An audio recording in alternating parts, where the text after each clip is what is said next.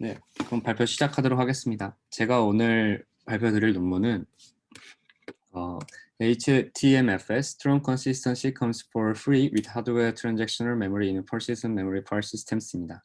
이 논문은 유즈닉스 페스트 22년도에 발표된 논문입니다. 그래서 이제 그동안에는 이제 퍼포먼스와 컨시스턴시가 파일 시스템이 있어서 이제 서로 트레이드오프의 관계에 있는 이제 요소들이 되었는데요. 그래서 컨시스턴시를 보장을 하려다 보니 이제 보통 성능까지 보장을 할 수가 없어서 많은 파일 시스템들이 퍼포먼스를 위해서 이 컨시스턴시 레벨을 조금 낮춰서 릴렉스한 형태로 이제 많이 사용을 하였고, 이제 크래시가 나게 되면 FSCK와 같은 파일 시스템 컨시스턴시 체커 같은 툴들을 사용을 해서 크래시 이후에 이제 파일 시스템 컨시스턴시를 보장하는 기법들을 사용을 해왔습니다. 근데 이제 디바이스가 점점 더 빨라짐에 따라서 이 어플리케이션에서는 이제 퍼포먼스뿐만 아니라 뒤는 파일 시스템에서도 스트롱 컨시스턴시를 이제 보장을 해주기를 요구하였는데요. 그러다 보니 점점 파일 시스템 레벨에서 컨시스턴시를 보장하는 일은 중요한 요소 중 하나가 되었습니다. 근데 이제 스트롱 컨시스턴시라는 이 컨시스턴을 강하게 보장한다는 것이 어떤 것인지 이제 간단하게 이제 짚고 넘어가려고 하는데요. 그래서 컨시스턴시를 보장을 한다는 것은 이제 파일 시스템의 입장에서는 유저로부터 내려오는 파일 시스템의 요청들이 모두 마치 순차적으로 적용되는 것 같은 그런 컨시스턴시를 보장을 하는 것을 말합니다. 그래서 컨커런트한 여러 태스크들이 있을 때 이러한 태스크들이 보내는 이제 임의의 파일 시스템 요청들이 이제 파일 시스템 안에서 여러 데이터들을 또는 메타데이터들을 이제 변경을 하게 될 텐데, 그런 모디피케이션들이 모두 아토믹하게 적용이 돼야 된다는 이제 그 요구 사항이 있고요. 그래서 대부분의 파일 시스템들은 이제 뮤텍스나 세마포와 같은 아이노드 레벨에서의 락을 사용을 해서 이러한 컨시스턴시를 이제 시퀀셜 컨시스턴시를 보장을 하고 있습니다. 그리고 두 번째로는 all nothing semantics입니다. 이제 예를 들어 어떤 파일에 A라는 이제 데이터들이 써져 있는 파일에 모두 B라는 데이터의 4키로 단위의 이제 라이트를 수행을 한다고 했을 때, 이제 유저 어플리케이션에서 기대하는 바는 이 라이트를 수행을 했을 때 이 모든 데이터가 B가 되는, 이 파일이 B가 작성된 스테이트가 되는 것을 기대를 할 것입니다. 근데 이제 파일 시스템 레벨에서 보면은 이제 컨시스턴시가 잘 지켜진다면 이 오퍼레이션이 모두 다 수행이 되어서 이 B 데이터가 잘 써져 있는 상태가 되거나, 아니면 이 요청이 실패를 해서 아예 처음 상태에서 변경이 없는 상태가 되는 것들을 이제 보장을 할 때 이제 컨시스턴시가 강하게 지켜진다 할 수 있을 텐데, 그러니까 세먼틱이 강하게 지켜진다 할 수 있을 텐데, 이 세마틱이 지켜지지 않는 경우에는 이 파일이 파셜라이트 상태가 돼서 일부만 작성이 되는 상태가 될 수가 있습니다. 그래서 이런 상태를 이 세마틱이 지켜지지 않은 경우에 인컨시스턴트한 상태라고 이제 명명을 하고, 스트롱 컨시스턴시가 보장이 되면 이 두 가지 형태의 파일이 됨을 보장을 하는, 그래서 이 세만틱을 보장을 하는 컨시스턴시 레벨을 말합니다. 그래서 이제 들어가기 앞서서 이제 논문 제목에서 보셨다시피 persistent memory file 시스템의 하드웨어 트랜잭션 메모리를 사용을 해서 스트롱 컨시스턴시를 보장을 하는 형태의 이제 연구가 되겠는데, 이제 백그라운드로서 이제 잘 아시겠지만 persistent 메모리를 잠깐 짚고 넘어가면, persistent 메모리는 non volatile한 특성을 가지고 있고, 이 메모리 버스에 붙어서 바이트 어드레서블한 이제 접근이 가능하게 되고, 그다음에 다른 이제 스토리지에 비해서 높은 성능을 내는 것으로 알려져 있습니다. 그래서 이 persistent 메모리 위에서 파일 시스템을 제공하고자 하는 많은 연구들이 진행이 되었는데, 그런 논문들에서 이제 주로 짚고 넘어갔던 것 중 하나는 이런 파일 시스템 위에서 데이터 컨시스턴시를 지키는 것이 매우 비용이 크다는 점을 이유로 이제 문제로 들었습니다. 이제 그 이후로는 이제 CPU에서 보통 인스트럭션들이 실행이 되게 되면서 스토어 인스트럭션들이 실행이 될 때 성능을 위해서 이제 그 리오더링이 되는 경우들이 많은데, 그런 상태에서 이제 페일리어가 발생을 해가지고 이제 크래시 상태가 되면은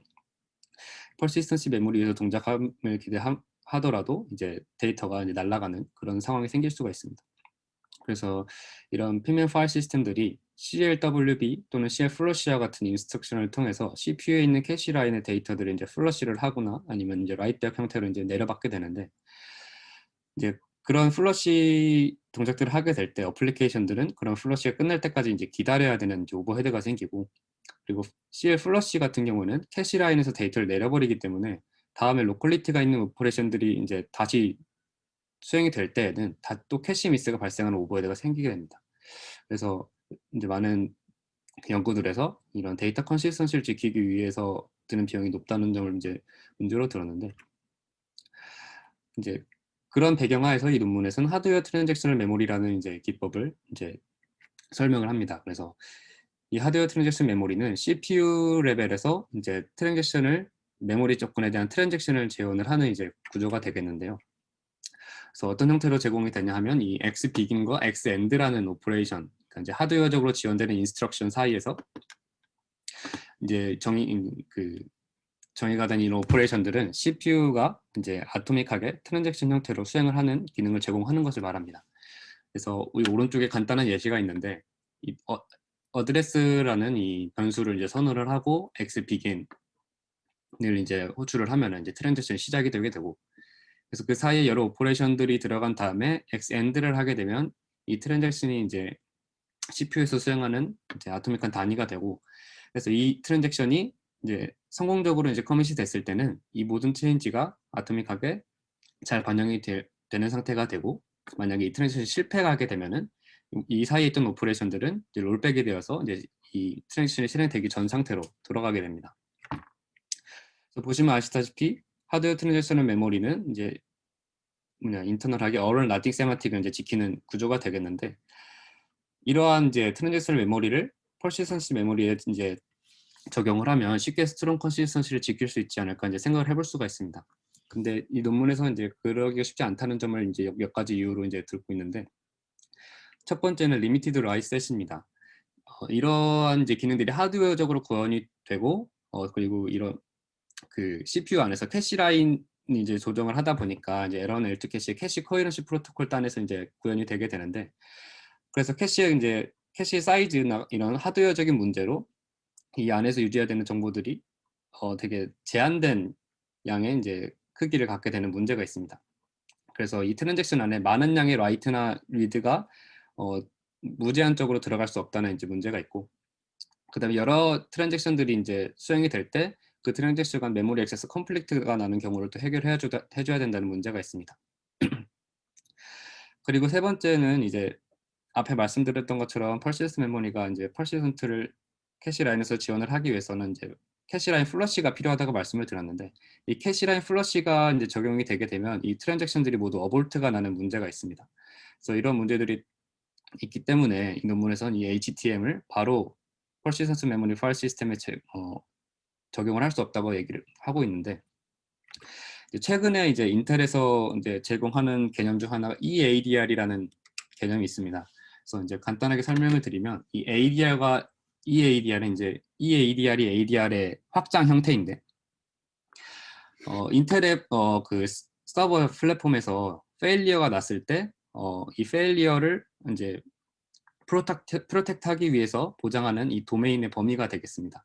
그래서 기존이 ADR 같은 경우는 페일리어가 났을 때 이 메모리 컨트롤러에 있는 write pending queue에 이제 여러 가지 인스트럭션이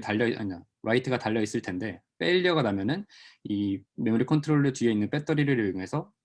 벽에 달려있던 이제 요청들을 메모리 이 dim 아래로 내려주는, 그래서 페일리어가 나더라도 이 달려있던 펜딩 큐에 달려있던 요청들이 이제 잘 적용이 되도록 보장을 해주는 이런 플랫폼이 되겠는데, 그래서 이제 기존의 퍼시스턴트 메모리를 사용하는 서버에 들어서는 이런 ADR이라는 그 기법이 적용된 플랫폼 위에서만 이제 퍼시스턴트 메모리가 작동이 될 수 있었습니다. 근데 이제 3세대 재원 프로세서로 넘어오면서 이 ADR의 범위를 이 메모리 컨트롤러, 이 메모리뿐만 아니라 이 CPU 캐시에 있는 캐시 라인 쪽까지 확장을 한 형태의 이 ADR 플랫폼을 이제 제안을 했는데, 그래서 이 ADR이 이제 보장을 하고자 하는 것은 모든 CPU에서 이제 글로벌하게 비저블하게 된 그 데이터들은 이 메모리 안에서 퍼시스턴시를 보장을 한다는 점입니다. 그래서 이 내부의 정확한 구조는 다른 자료를 이제 찾아보시면 더 확인을 할 수 있겠지만, 기본적인 개념은 ADR과 같이 이 CPU 캐시 뒤에도 이제 배터리를 두어서 이 캐시가 이제 파워 페일리어가 났을 때 퍼시스턴스한 미디어까지 잘 전달이 될 수 있도록 이 플랫폼 차원에서 보장을 하는 이 서버 플랫폼을 말을 하게 됩니다. 그래서 이렇게 되다 보니까 이 HTM 입장에서는 페일리어가 났을 때 캐시 라인에서 있는 데이터들이 날아가는 것을 걱정하지 않아도 되고, 그렇기 때문에 캐시 라인 플러시로 인해서 이 트랜잭션이 어볼트 되는 그런 상황들을 피할 수 있는 환경이 되게 됩니다. 그래서 이 논문에서는 이 HTM을 EADR 위에서 persistence 메모리를 같이 사용을 했을 때 이 persistent 메모리 파일 시스템에서 스트롱 컨시스턴시를 제공해 줄 수 있는 기회가 이제 새로 생겼다는 형태로 이제 모티베이션을 설명을 하고 있습니다. 근데 여전히 몇 가지 문제가 아직 남아 있는데, 처음에 말씀드린 것처럼 캐시의 사이즈는 한정된 물리적인 공간이다 보니까 이 리드 라이트 셋을 유지하는 이 HTM 위에서 이 관리를 잘 해줘야 된다는 이제 문제가 있게 되고, 여기서 이제 RTM이라는 표현을 썼는데, 이 HTM을 인텔에서 이제 정의를 하기로는 이제 RTM이라는 이름으로 정의를 하고 있고, 이 논문에서는 이 RTM을 사용을 하기 때문에 여기서부터는 RTM이라는 이름으로 설명을 드리도록 하겠습니다. 그리고 이제 파일 시스템 위에서 이제 사용을 하다 보니까 가장 간단한 방법은 그럼 아까 말씀드린 트랜잭션의 모든 파일 시스템 오퍼레이션들을 다 트랜잭션 형태로 다 집어 넣어버리면 사실 가장 간단한 문제가 될 텐데, 근데 또 그게 쉽지가 않은 게 아까 말씀드린 것처럼 메모리 접근하는 것을 모두 트랙을 해서 이 셋에 저장을 하기 때문에 모든 오퍼레이션들을 단순히 넣어버리면은 트랜잭션이 너무 사이즈가 커져서 또 어볼트가 날 확률이 있고, 그래서 이제 이 문제들을 해결하기 위해서 이 논문에서는 홉이라는 것을 제안을 합니다. 그래서 이 홉은 하드웨어 어시스티드 옵티미스틱 퍼시스턴스의 약자인데, 이 홉이 그 RTM과 이제 파일 시스템 사이에서 그런 어떤 위의 제약들을 이제 제하고 이제 그 RTM을 사용을 할 수 있는 일종의 프레임워크 형태로 제공을 하는 이제 기능이 되겠습니다. 그래서 이 호흡에서는 모든 오퍼레이션을 이제 세 가지 형태로 이제 메모리 액세스를 구분을 하는데, 리드는 메모리 리드를 말하는 거고, 그다음에 라이트를 인비지블 라이트와 비지블 라이트를 이제 두 가지로 나눠서 이제 사용을 하게 됩니다. 이 리드 같은 경우는 뒤에서 말씀드린 시퀀스 카운트라는 것으로 이제 어토미시티가 보장이 되고, 인비지블 라이트 같은 경우는 이제 파일 시스템 인터페이스에서 보이지 않는 이제 업데이트들을 말하는데, 이러한 업데이트들은 이제 작은 오버헤드를 가지고 롤백이 가능하도록 디자인이 되어 있기 때문에 이제 아래 설명드린 비지블 라이트보다 더 비지블 라이트와 구분이 되는 형태가 되고, 비주얼 라이트는 이제 파일 시스템 인터페이스로 이제 보이는 그런 업데이트들이 되겠습니다. 그래서 타임 스탬프 변경이라던가 인플레이스 업데이트 아니면 파일 사이즈 변경 같은 그런 업데이트가 되겠습니다. 그래서 이렇게 세 가지로 구분된 형태의 메모리 액세스를 가지고 트랜잭션에는 비지블 라이트만 이제 그 트랜잭션을 랩핑을 해서 홉이 이제 파일 시스템에 적용을 하게 되고, 그럼 이제 오른쪽과 같은 그림에 이제 어떤 오퍼레이션 플로우가 나오게 됩니다. 그래서 라이트를 수행을 한다고 했을 때 뭐 예를 들어 세 가지 단계로 나눠볼 수가 있겠는데, 첫 번째는 이제 페이지를 새로 할당을 받고, 그다음에 그 할당받은 페이지에 데이터를 카피를 하고, 그다음에 파일 메타데이터를 변경하는 이렇게 세 가지 단계로 나눌 수가 있게 되는데, 앞서 구분해드린 이 메모리 액세스에 따르면 첫 번째가 인비지블한 라이트가 되고 아래 두 개가 비지블한 라이트가 되겠습니다. 그래서 이걸 오른쪽 그림에서 적용을 해보면 이제 위에서 아래로 흘러가는 플로우에서 리드 같은 경우에는 이제 리드가 뭐 다른 형태 먼저 수행됐다고 가정을 하고, 그 다음에 인비지블 라이트가 수행이 되고 밑에 RTM 형태로 감싸진 비지블 라이트가 있게 됩니다. 근데 이제 여기에 시퀀스 카운트라는 게 있게 됐는데, 아까 말씀드린 것처럼 리드 데이터 같은 경우 이제 리드 같은 경우는 데이터가 가까이 갖고 있는 시퀀스 카운트라는 것을 체크를 하게 되고, 이 시퀀스 카운트는 데이터가 변경될 때마다 증가가 되는 값이 됩니다. 그래서 이 어떤 오퍼레이션을 시작을 할 때 시퀀셜 카운트를 먼저 기록을 해놓고 쭉 수행을 해서 이 RTM, 즉 이 트랜잭션을 시작하는 지점까지 왔을 때 앞서 기록을 했던 시퀀스 카운트가 변경이 되지 않았다면은 이 데이터는 지금 가장 최신의 상태가 보장이 된다는 것이고, 그래서 이 트랜잭션을 수행을 이제 아토믹하게 수행을 해도 되는 상태가 되겠는데, 만약 이 여기서 시퀀스 카운트를 확인을 했을 때 어떤 변경이 되었거나 한다면은 다른 트랜잭션에 의해서 이 A라는 데이터가 변경이 됐을 가능성이 있기 때문에 다시 이제 올라가 가지고 이 오퍼레이션을 처음부터 시작을 하게 되는 것이고, 이 만약 중간에 시퀀스 카운트가 잘 수행이 이제 비교를 했을 때 같은 값이어서 이제 최신인 값이 보장이 되고 다른 라이트를 수행하고자 할 때 여러 인터럽트나 다른 외부 요인에 의해서 오버루트가 진행되는 경우에는 이 RTM 비겐으로 다시 와서 트랜잭션을 재수행하는 그런 형태로 오퍼레이션들을 모두 구분을 해서 이 홉에서는 실행을 하고 있게 됩니다. 조금 더 이제 구분을 드리자면 이제 이 데이터 액세스와 관련해서는 이제 파일 시스템의 데이터를 말씀을 드리는 건데 앞선과 크게 다르지는 않습니다. 그래서 데이터 리드 같은 경우는 시퀀스 카운트로 인해서 보장이 되게 되고 싱글 페이지 업데이트 같은 경우는 이제 트랜잭션 하나의 안에 메타데이터 업데이트와 라이트 업데이트를 모두 담아서 그 싱글 트랜잭션을 수행을 함으로써 아토미시티를 보장을 하게 됩니다. 근데 이제 힘든 점 중 하나가 여러 개의 페이지를 업데이트해야 되는 경우가 되겠는데 이제 트랜잭션 안에서 라이트 셋이나 리드 셋이 이제 제한적이라고 말씀을 드렸기 때문에 페이지가 너무 많은 페이지가 업데이트되는 환경에서는 그 업데이트를 모두 트랜잭션 안에 넣기 힘들 경우가 많게 됩니다. 그래서 이 멀티 페이지 업데이트 같은 경우는 섀도우 페이지 기법과 결합을 해가지고 먼저 이제 페이지를 다른 섀도우 페이지, 다른 카피할 수 있는 공간에다가 먼저 할당을 해놓고 이 RTM 트랜잭션에 들어가는 것은 이 아이노드에 유지는 해시 테이블에 이제 일종의 페이지 테이블 형태로 이 페이지를 이제 인다이렉션을 시켜놓는데 여기에 대한 업데이트만 RTM 트랜잭션에 집어넣는 것입니다. 그래서 먼저 첫 번째로 데이터를 다 준비를 하게 되고 그 다음에 이 포인터에 대한 업데이트와 이 시퀀스 카운트에 대한 업데이트를 RTM 트랜잭션에 담아서 이제 아토믹하게 수행이 되게 돼서 잘 수행이 되면은 이 섀도우 페이지들이 이제 원본이 되어서 잘 반영이 되는 이제 형태가 될 텐데 이런 구조 문제 중 하나는 1번만 수행을 하고 이제 시스템이 페일리어가 났을 때 이 섀도우 페이지는 할당을 받은 상태이기 때문에 메모리 누수가 발생할 수 있다는 문제가 됩니다. 그래서 이 것은 이제 간단한 형태이기는 하지만 아토믹하게 메모리를 얼로케이트를 할 수 있는 구조를 이제 제시를 하였고 이게 이제 하나의 페이지에서 이제 유지되는 이제 그 메모리의 프리 리스트가 되겠는데 이 앞 두 칸이 8바이트를 차지하고 64비트 기준으로 이 포인트 하나들이 8바이트를 이제 사용을 해서 총 4096바이트 형태의 리스트가 되겠고 이 커렌트 같은 경우는 이 중간에 이제 프리 페이지 얼로케이트를 나누는 인덱스가 되겠습니다. 이 넥스트 같은 경우는 다음 페이지에서 이제 사용하는 리스트를 연결을 하는 이제 그 포인터가 되겠고요. 그래서 이 얼로케이터가 이제 스레드당 하나씩 있게 되는데 그래서 이 그림을 보시는 것처럼 프리 페이지를 담는 프리 리스트, 얼로케이티드 그 페이지를 담는 얼로케이티드 리스트 이렇게 두 가지가 보이게 되고 이것에 추가적으로 템포럴 리스트라는 이제 개념을 제시를 합니다. 그래서 모든 할당을 받은 블럭들은 이 얼로케이티드가 되는 동시에 템포럴 리스트에 들어가게 되고 이 얼로케이션들이 모두 퍼시스턴트가 보장이 되는 그러니까 트랜잭션 다 수행이 돼서 이제 끝나는 상황에서는 이 템포럴 리스트에서 지워줌으로써 이 얼로케이션에 대한 것들이 다 반영이 됐다라고 이제 보장을 받게 되고 만약에 트랜잭션이 어볼트가 나가지고 템포럴 리스트에서 빠지지 않은 이제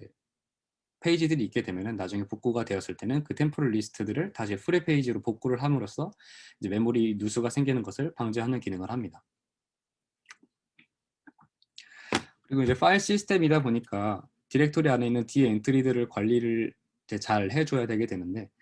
특히 이 논문에서 이제 D 엔트리 오퍼레이션들에 대한 스케일러빌리티에 이제 집중을 하였고 그래서 마찬가지로 해시 테이블을 사용을 하고 해시 테이블의 엔트리 그 포인터 엔트리 앞에 이제 시퀀스 넘버를 둬서 이 포인터의 업데이트에 대한 것들과 이 디렉토리 앞에도 이 시퀀스 카운트를 둬서 이 엔트리에 대한 업데이트를 아토믹하게 수용을 할 수 있게 하였고 해시 테이블의 버켓을 여러 개를 둠으로써 오퍼레이션들이 최대한 겹치지 않도록 이 한정된 수의 엔트리 안에서 겹치지 않도록 잘 밸런싱을 시켜주는 구조를 이제 생각을 해서 이제 구현을 하였습니다. 그리고 이런 형식으로 이제 락을 사용하지 않고 홉을 사용한다는 것은 일종의 락 프리 구조를 사용을 하는 게 되는데 이 락 프리 구조에서 이제 단순 리네임을 구현을 하는 것은 커렉트니스에서 이제 문제가 생길 수 있게 됩니다. 그래서 이 논문에서 든 예시가 아래와 같은 예시가 있는데, 이게 어떤 예시냐면 앞에서 이제 패스 룩업과 같은 것들은 모두 트랜잭션 형태로 수행이 된다고 했는데, 리넨과 같은 경우는 이제 두 메타데이터를 동시에 이제 접근을 해가지고 수정을 해야 되는 오퍼레이션이다 보니까 가장 쉽게 하려면 사실 락을 잡으면 됩니다. 그래서 예를 들어 그 A 아래 B 디렉토리를 이 G 디렉토리를 리네임을 하는 오퍼레이션을 생각을 해보면, 이 B의 페런트와 이 G에 해당하는 이 디렉토리에 락을 잡고 그냥 이렇게 리네임을 수행을 하면 사실 큰 문제가 없어야 할 텐데, 이 앞에 패스 룩업 같은 것들이 RTM 내에서 그냥 락을 잡지 않고 트랜잭션 형태로 이제 수행이 되다 보니까, 이 옮기기 직전에 만약에 이 X 아래에 있는 Y 디렉토리를 C로 옮기는 오퍼레이션을 수행을 한다 그러면 사실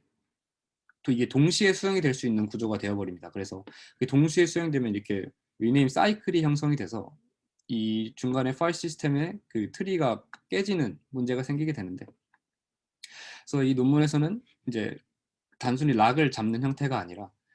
이 리네임의 끝에도 이 리네임을 수행을 할 때 모든 디렉토리, 그러니까 리네임 오퍼레이션에 해당하는 그 트리의 모든 디렉토리 시퀀서 카운트를 이제 리스트로 이제 그 오퍼레이션을 수행을 할 때 체크를 해서, 리네임이 실제 트랜잭션이 수행될 때 이 카운트가 달라지면 다시 처음부터 시작을 하고, 그렇지 않다면 잘 이제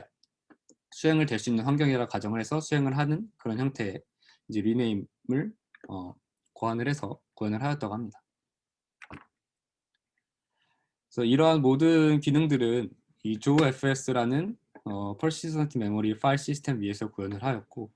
이제 이 형태가 이제 조FS 형태와 같은 형태가 되는데, 그 조FS 형태에서 이 중간에 알로케이터 부분과 이 HTM을 활용할 수 있는 그 인텔의 RTM을 활용할 수 있는 코드들을 이 libfs에 구현을 하였다고 합니다. 그래서 이 libfs는 이제 프로세스 혹은 스레드마다 시스템 콜이 인터셉트 되는 형태가 돼가지고 이제 유저 레벨에서 이제 오퍼레이션을 수행을 하는 구조가 되고, 이 코퍼라는 거는 사실 이제 그냥 MVM에 있는 그 페이지들을 모아가지고 일종의 존 형태로 만들어 놓은 게 됩니다. 그래서 그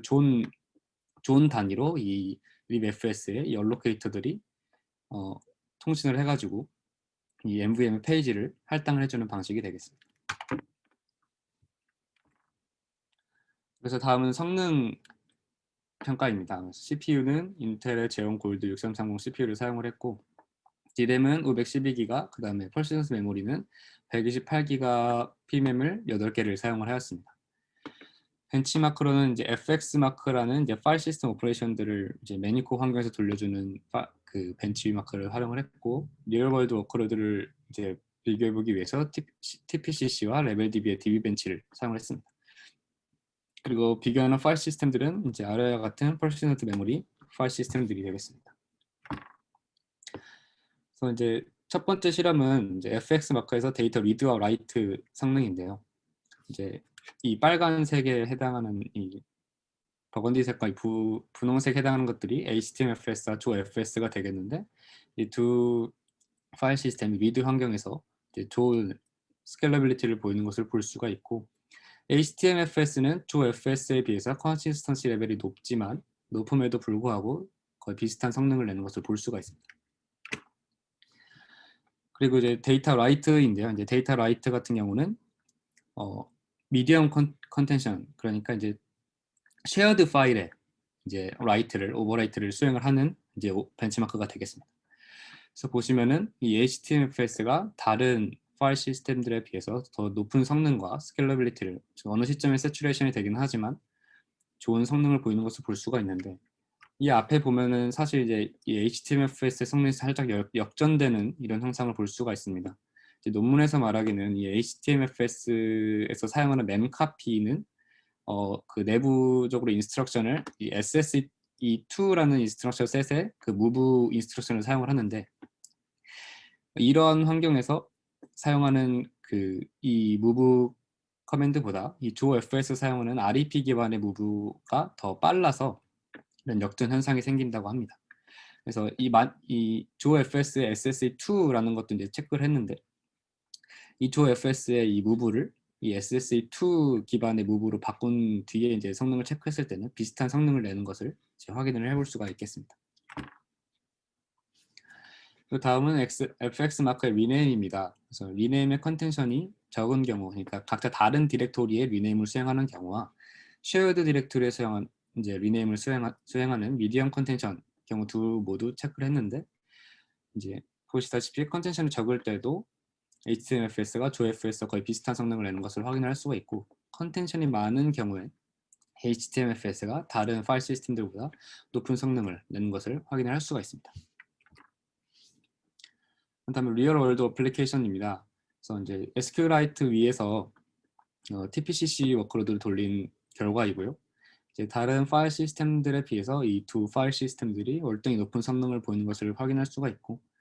마찬가지로 HTMFS가 조FS와 비슷한 성능을 내는 것을 확인할 수가 있습니다. 그리고 이제 노바 파일 시스템도 이제 체크를 했는데, 노바 파일 시스템은 이제 컨시스턴시를 보장하는 레벨을 두 가지 모드로 제공을 해서 이 카피온라이트가 스트롱 컨시스턴시를 제공을 하는 모드이고, 이 릴렉스는 위크 컨시스턴시를 레벨을 조금 낮춰서 성능을 보장하는 형태로 제공하는 모드가 되겠는데, 이 두 모드의 성능 차이가 이제 큰 것을 확인해 볼 수가 있고, 동일하게 다른 워크로드 레벨 DB의 이제 DB벤치 루생을 환경에서도 이 네 가지 파일 시스템을 비교를 했을 때, 노바 파일 시스템이 모드가 바뀔 때마다 성능 차이가 크게 나는 것을 확인을 할 수가 있지만, HTMFS는 조FS 기반에서 스트롱 컨시스턴시를 지원하는 이제 파일 시스템이 됨에도 불구하고 오퍼레이션과는 거의 성능 차이가 적음을 볼 수가 있습니다. 그래서 이 논문에서는 이 HTMFS가 거의 코스트가 없이 스트롱 크래시 컨시스턴시를 지원을 할 수 있는 파일 시스템이다라고 주장을 하고 있습니다. 네, 그래서 결론입니다. 이 논문에서는 사실 여러 가지 하드웨어적인 이제 지원이 되는 환경에서, 그러니까 HTM과 EADR 이 접목이 된 환경에서 퍼시스턴트 메모리 파일 시스템이 스트롱 컨시스턴시를 지킬 수 있음을 이제 보여주고자 하는 논문이 되겠고, 그래서 이제 홉이라는 이제 일종의 중간 레이어와 메커니즘을 이제 활용을 해서 이 파일 시스템 위에서 이 HTM의 그 인스트럭션들을 잘 활용을 해서 컨시스턴시 레벨을 보장을 하였고, 이 홉을 사용해서 구현한 HTMFS를 활용을 해서 다른 파일 시스템 대비 좋은 컨시스턴시를 보장함에도 불구하고 마찬가지로 성능을 챙기는 모습을 확인을 할 수가 있었습니다. 네, 발표는 여기까지입니다. 들어주셔서 감사합니다.